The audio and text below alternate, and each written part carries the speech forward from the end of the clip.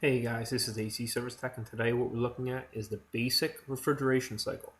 Alright, so you can take this as looking at it as if it's just a standard air conditioning system.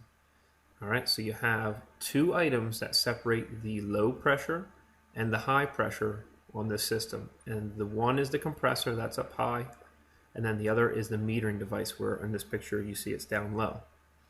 Alright, so how the refrigeration cycle works is it takes low pressure, low temperature vapor refrigerant. It comes into the compressor, and out of the compressor it comes out as a high temperature, high pressure vapor refrigerant. In fact, it's at its hottest spot on the entire system right there. As it enters into the condenser coil, it starts rejecting heat. As it rejects heat, it starts turning into a saturated state in the middle of the condenser coil. Alright, a saturated state is where vapor and liquid both exist at the same time.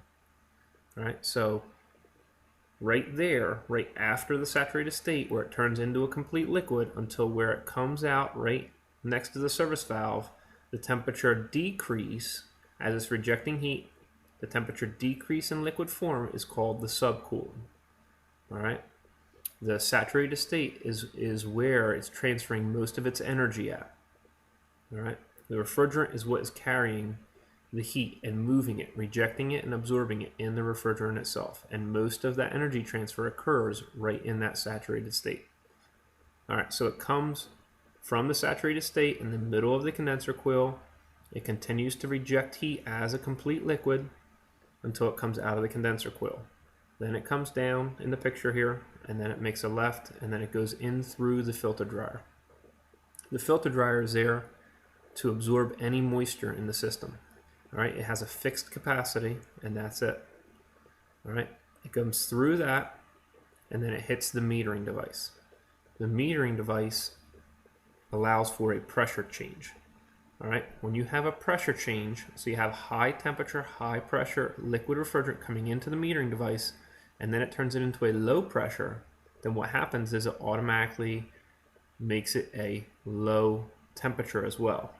So if you decrease temperature, then pressure will decrease. If you decrease pressure, then temperature will decrease.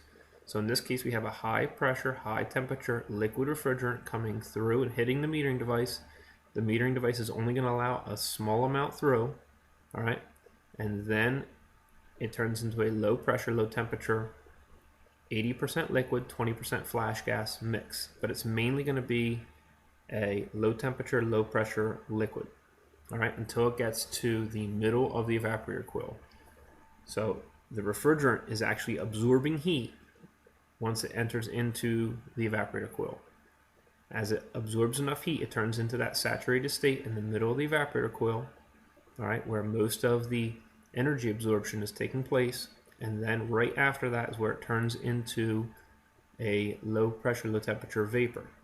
Alright, right after the saturated state, it turns into that low pressure, low temperature vapor, all right, until where it comes out of the evaporator coil, it's still absorbing heat. As it comes out of the evaporator coil, right at that point right there, the temperature increase from the saturated state in vapor, right at the end of the saturated state in vapor, to where it comes out. That's called the superheat. If you continue along, you keep coming up as a low pressure, low temperature vapor. You come up and then you make a right, and then you come over to the service valve. Alright, so that's where we take a superheat reading at.